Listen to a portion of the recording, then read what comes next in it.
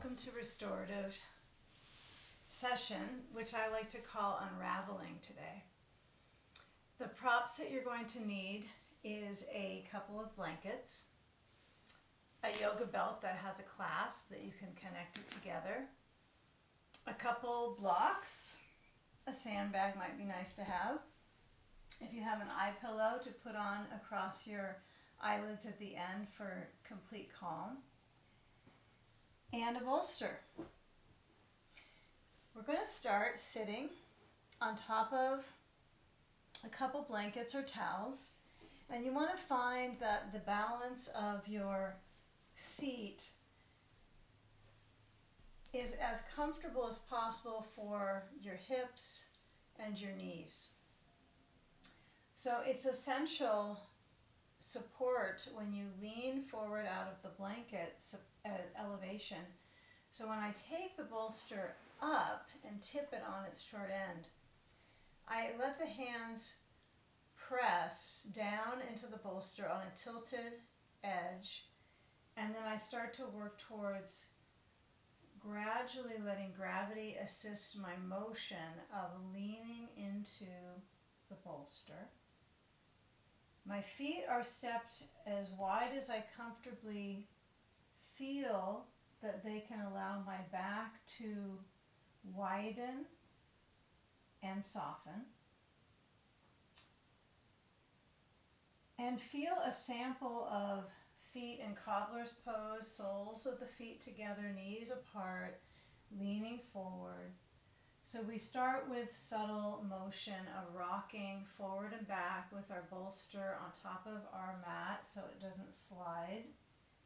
And as you approach that motion, feel the difference when the knees are apart, either with the soles of the feet together or the feet stepping on the mat apart.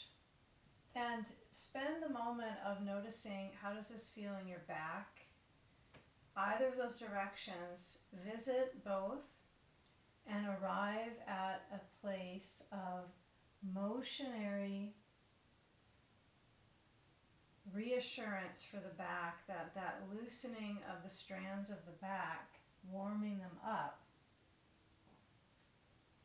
Come back to a center, upright, spine tall. And we'll take it so that our right foot tucks in, so your legs will be in a cross-legged position, left foot forward of the right shin. And we'll move our block flat next to the right knee, and then place your bolster tilted up on top of that block so you have some support for your arms to reach upon. If you have some weight, you're going to add that to the left leg so that upper thigh has some additional grounding. And then as you lean to your bolster, it's like a position of a prop so that you adjust your bones to settle onto that bolster shape. But it's a contour, right? It's a study of the contours and the shape of our bones to lean into the props and let the brain center down. Feel that connectivity from the spine wave. And let's not lose the wave motion of the spine. So this session is focusing on the waves of the spine. So we start with that motion quality, letting the arms support the movement of the back. They're like an anchor. And I'd like you to try to center on this pose here, bolster dive. So you're leaning to the bolster and trying to sink your arms into it. You might bring the bolster closer to you if it's difficult to sink down. And if the bolster tips up a little bit on top of the block, that's okay. In fact, you could probably have 2 blocks under that bolster, so it's high enough for the body to touch down.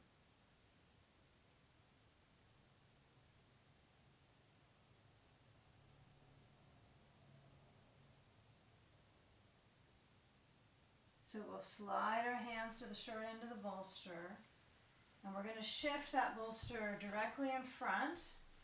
And as you push it forward to settle on the ground, we'll move the block, we'll move the sand, and we'll get back to that spine motion. So we'll move the left leg straight behind us, adjust, so you've got 2 blankets under your right thigh and the top of the left thigh, centering into a pigeon pose, so the right knee is open. And simply get that feel of hands pressing, open fingers, arching spine, and lower down, if it's possible to lower down entirely onto that bolster, forehead, relax the left foot,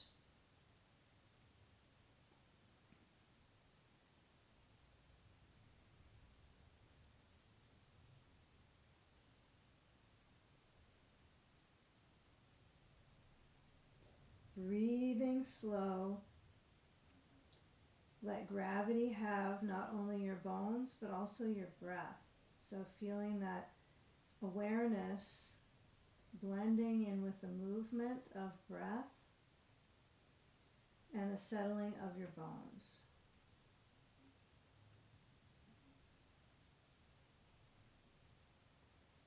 So feeling how to restore your body, feeling restorative practice. So as we move our hands back to the knee, we'll tuck the toes under and slide forward so that the right knee comes back and down to the blankets, and we have our hands in a wide stance. If this is difficult for your wrists, you can do the same pattern, but move the bolster a little bit out and put your elbows on the ground. Okay? So hands, knees, elbows, knees, round your back. Your knees are scooped up quite a bit, so it should be comfortable for your lower back. So round the back and then arch the spine now. And continue on this weave of moving the spine, articulating, inhale, arching. Exhale, rounding, chin towards the chest, but also chest towards the chin. So feel that both parts of the body have to activate so that you have a clear, conscious direction of the layers of moving your skin with the vibration and pull of the breath. Okay, now let your spine tilt, toes under, hands or elbows down, and push back into your hands and lift up your knees and stretch your heels to the floor, and let your head lower between the arms. Let your head nod a little side to side. Feel where that lift is of the sacrum, and the back of the pelvis is pressing to help open up into your hamstrings. Now, I encourage you to let that position of the spine continue to unravel, and then walk your feet towards your blankets and then your hands back to your feet so you meet somewhere in between for a forward bend. Standing forward bend. We know that as we lower our head, we go into an inversion. So if you have aversion to inversion, I want you to hold the back of your legs instead of dangling your arms. Okay? If you're comfortable with the hands holding the elbows or the arms resting and dangling off of the shoulders, feel the sitting bones elevating and the spine releasing. Feet spreading out, sitting bones lifting up.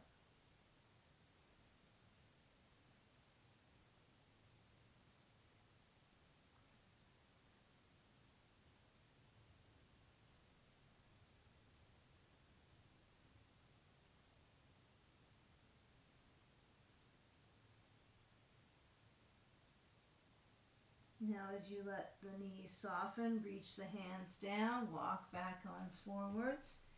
Feel the connection down to your knees, your feet, your hands forwards, and then reach back to child's pose. So the knees might feel a little bit high on the blanket, so you're welcome to slide them away. You can keep them on, let the forehead touch down. If the forehead touch down would be preferred on a bolster, pull your bolster in, and then let the spine wrap around into your arms down to the floor and turn your head to the side.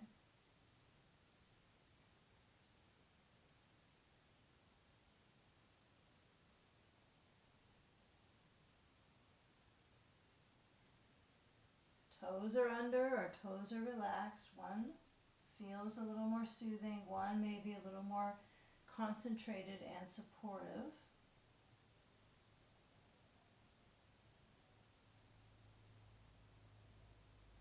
Come back tabletop, shift bolster. Actually, let's have it underneath us, straight down. So grasp your bolster so it's spine-wise under your torso. Come back to a forward motion now, so we're lifting up this time through the whole torso. So our arms are essential, but the interesting part is the waist stretching. So can you bring your torso to lengthen? Feel the torso reaching. Try to maintain that spine edge, the intensity in the spine. And then as you come back, you're going to move your bolster in front, push it, bring the left knee forwards and out to pigeon on the left side. Take the right thigh straight back, toes relaxed, and then center down onto your forearms. And get the feel of that reach of the torso, the head down to the blanket, the bolster. And get the feel of the spine, moving breath.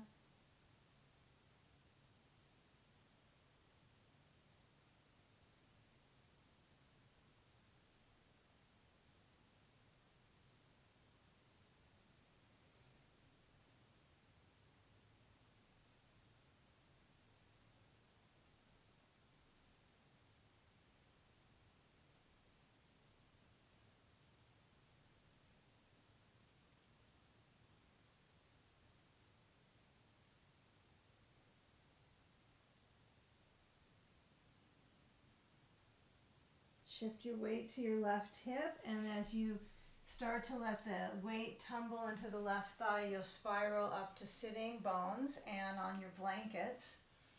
And we're going into the second side of the seated pose. So we've got our right foot crossed in front of the left shin. We have a sandbag on the right thigh. And when I use that weight, it's grounding, it's a helpful influence. And if you need something under your knee, put something under the right knee. If you need a ball or a block or a towel. But as I move the bolster to the left side now, I just take a block underneath the short end. But as mentioned prior, if you have more props, you could use a couple blocks so that it's a little higher of a whole balance for the body, so that would elevate when you lean to your left side on top of the bolster. You'd have a couple blocks. So there's benefits to that. I don't want you to overdo the intensity into that hip so you feel like you're just sort of starting to pluck it. You want to kind of pluck the hips as we start to get our rhythm into our hip joint before we come onto the back. So feel the settling of the spine. Feel where the motion is with a slight turn to the left. And when your head shifts down, does that change the sensation in the hip?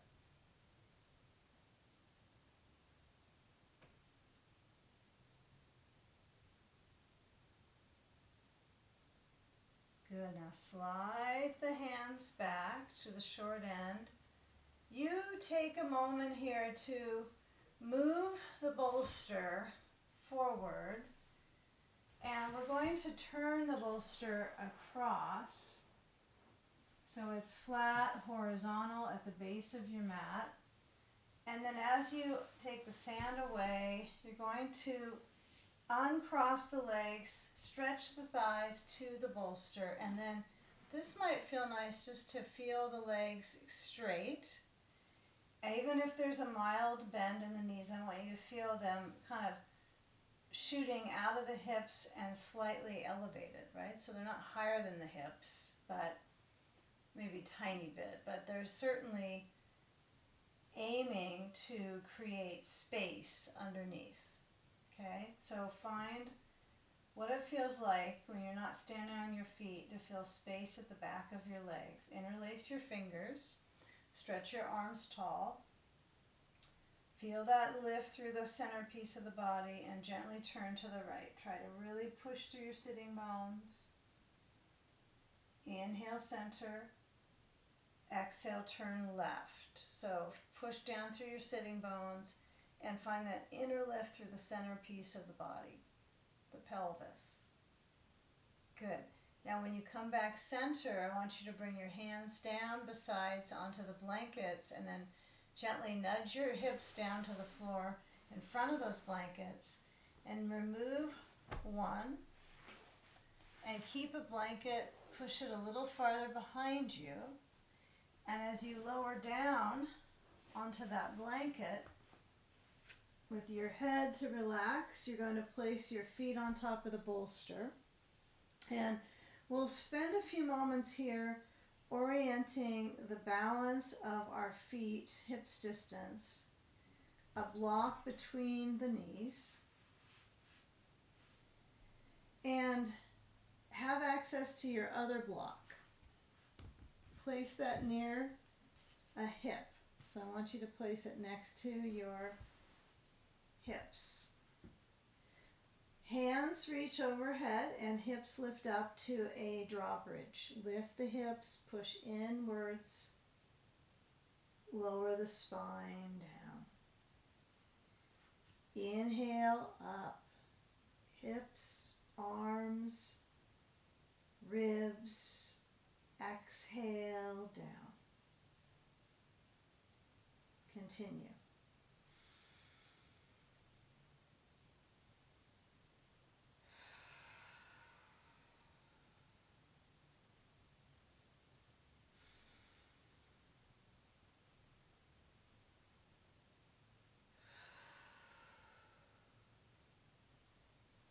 Feel when you inflate the energy of the legs, and when you deflate the lungs, the energy of the spine. Grasp the second block and then get it near your hips, and you'll push down into your feet, lift the hips up, and then slide the block under so it's flat under the back of your pelvis so you have a real wide base. Lift your feet off the bolster and straight up to the ceiling, and get the sense of bending and mildly extending the legs. So find what is the exact range of motion in the moment for your legs and your back. Can it be just a little bit less than your ultimate pressurized lift? Feel something in between. Okay, and keep the block at that low height for a few more moments. Remove the block between the knees. And then you can keep the block at that low height and bring your legs close together and your arms in cactus, elbows out, hands back. Or you could bring your feet to your bolster.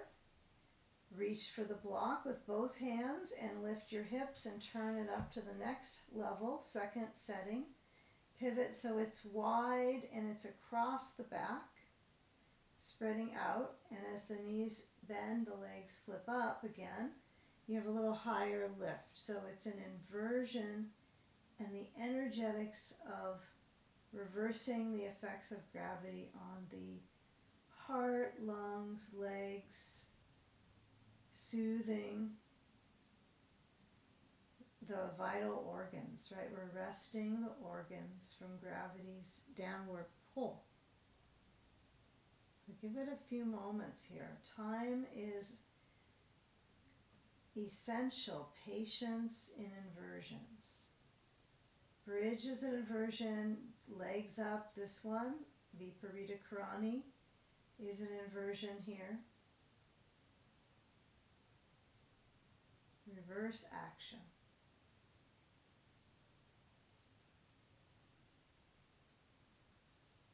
Now space the legs out. Feel how distant they can go from each other without too much discomfort here. So you might feel that it's awkward, but you can actually sustain the legs motioning out and still. It's different than if you were sitting and have the legs out and lean forward. It's a different feeling entirely, right? But it's similar energetics for the lymph in the body, so intensifying that flush of the lymph. So just recognize that it's the same, right? As if they were in that wide stance, standing pose, seated pose, reclining pose. But the energy is different in each of those versions. This isn't quite as muscular. Okay, it's a little more lymphatic, you could say. So when you move the legs together, keep it very subtle with your feet. Just let them be feet at the end of a leg. They don't have to force extra credit work. Bend the knees. And we lower our feet down. Lift up the hips. Slide the block away. Spine down all the way. Press the spine into the ground, all the parts of it that you can. Let your arms slide down and open. Windshield wiper the knees. Side motion for the leg, the hip, the waist. Side motions.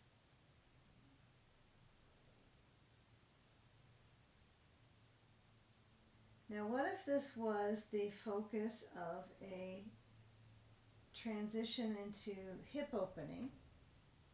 So when you move your knees side to side, the essential focus is the spine touching the ground until the knees flip, right? Until you actually get to the end of that left side tilting and the right side. Then the hip flips up, okay?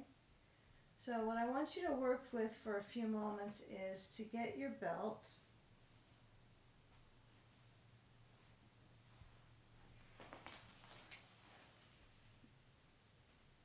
Place the belt in a wide loop, so it's buckled together in a wide loop. Reach the right knee in, scoop up the foot with your belt, take that hands to hold on.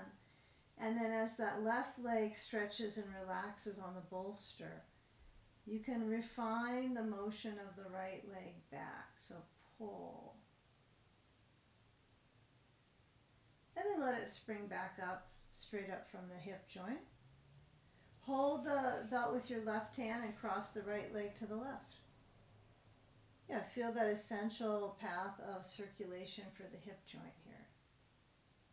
It's a fairly rich stretch for the hip. Really push out with your foot, push into the belt. Now the knee bends and your hands might be somewhat neutral here in the exchange, but I want you to feel as that foot flexes, toes to your nose. And then lift up the left foot into the belt. Hold and pull the leg to your head, right? And your right leg on the bolster. It's fairly intense. Push up with the left heel straight up from the hip. Hold the belt together with the right hand. Cross the left leg to the right. Send the left arm out. And as the hip flips up, You can feel how the musculature in the pelvis and the hips get in line, especially the pelvic floor. It's a great sequencing today for pelvic floor health.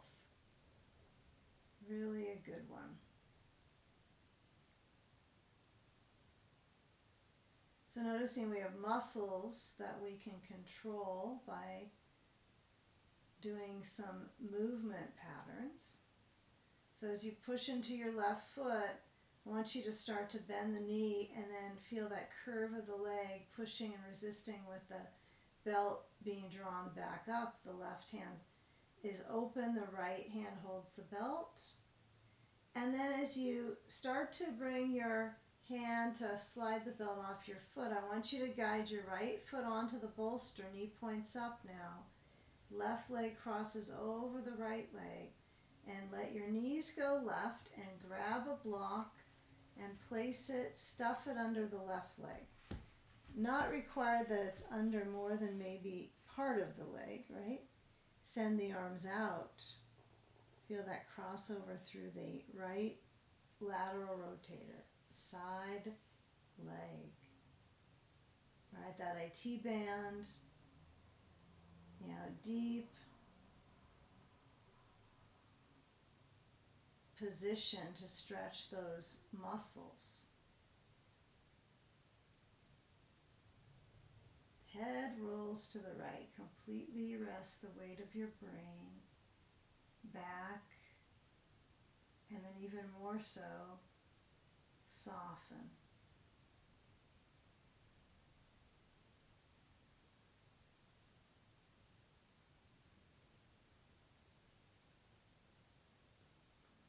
Shift the knees back in center.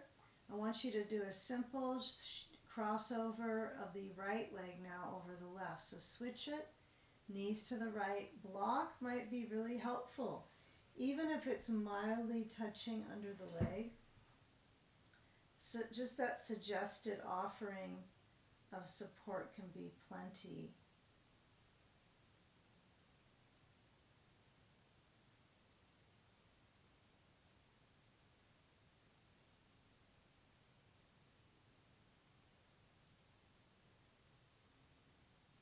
Great. Now you'll bring your knees back into the midline. Let's take it a few more moments on that side. I think we didn't get quite our full minute, so let's give a few more moments. Right leg crossed over left. Open up that left external hip.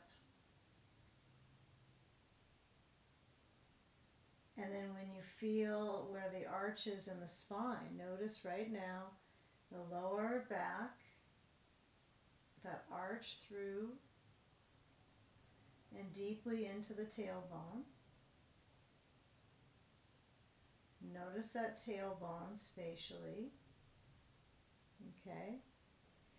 And then when we move our bones back in towards the center, we're going to bring our knees open, feet together in a reclining cobbler's pose.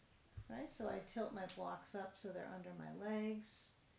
They're contoured a little bit so they're quite useful. The feet close. They don't have to be completely pressed in, but feel the selection of feet. And let your arms relax down, and we'll end here. It's a very brief practice, but if you happen to have an eye pillow, I would encourage you to put something across the eyes when they're closed, so there is a reassurance of that weight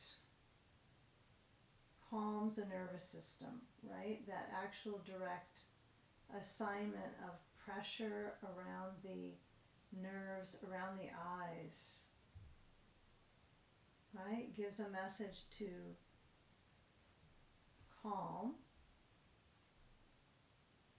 There's a deeper scientific description, not coming to mind at the moment, but here we are with knowing it would be helpful to have something on my eyes But also that curtain of darkness over the eyes is even more so than you closing them, because you're not having to flinch through the eyes. If you have access to your sand, you could place that across the rib cage, directly below the sternum, across the ribs, to calm the organs, to let the organs restore. They're so busy processing nourishment or non-nourishment, whichever goes in. So give them the time to restore through deep, slow breathing.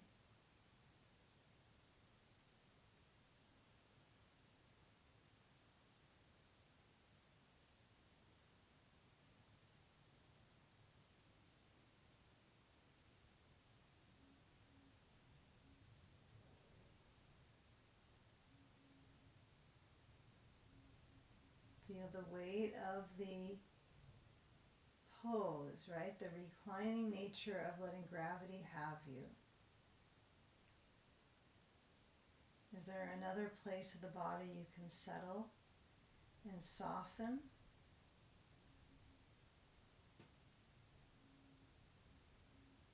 Slow breath. Exhale completely.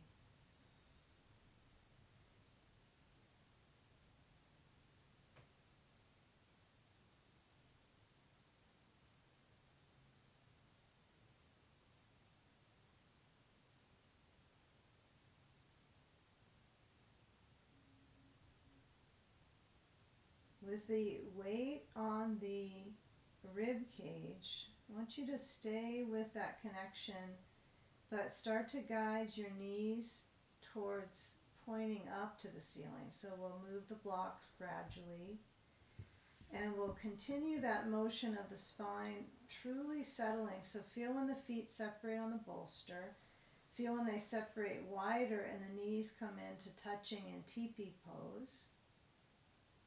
And now connect to the back of the pelvis and the front. Maybe you feel that connection of the belly, course of movement with breath.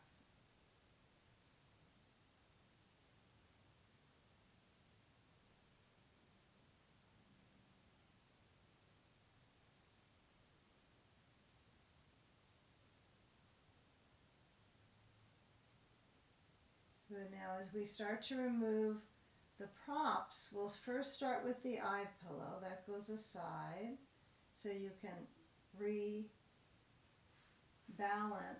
the sensitivity around the eyes, whether you end up wearing hardware on your eyes or just let the light in a little bit, even if they're still mildly closed. And then with that sensory organ becoming attuned, you'll start to move your knees apart.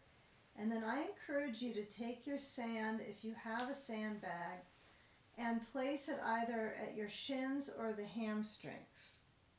If you have some reservation around your knees, don't put it on your shins. But if your knees are pretty good right now, you can put the sand below your knees, as long as you don't spend the energy on pumping the legs up with the sand on the shins, right? That would be too much pressure. But it's really calming for your lower back when the sand is on this part of the leg when you're in a reclining knee to chest pose. Again, if you don't like that version, put one on your hamstrings. You might like that a lot, okay? So we either hug in the legs across the shins with the hamstring sand or the shin sand, one or the other. So we cradle in the body so you're in a compact shape.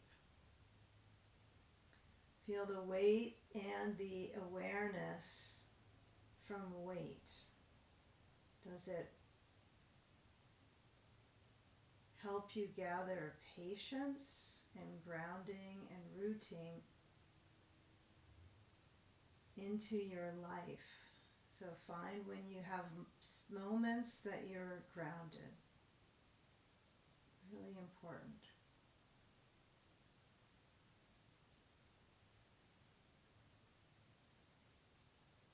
So now that we feel grounded and maybe a little spacious between our muscles, we'll move our sand and guide your hands to hold the back of the legs, and I want you to take a tumbling action. So you're going to roll to a side and tumble over to come up to sitting, and take a moment with your seat on top of blanket or a bolster. Come up to that height and recognize when the legs are in a cross-legged position, the opportunity to lift up out of the waist. So can you move your arms open, spreading them out wide, and then as you lean over towards your right side, you're going to lift up that left arm and feel the body go into this contour shape. So let that left arm stretch over the side of your head. And then switch sides. You're going to the left side, leaning over and stretching your right arm over the side. Okay, let your head tilt down and sweep that right arm back open, and as you come back to center, place your hands open on the lap and feel the opportunity as they lift up, open to face each other. So feel the hands facing one another, bring the palms together, bowing into the space behind your heart. Thank you for joining me for this lesson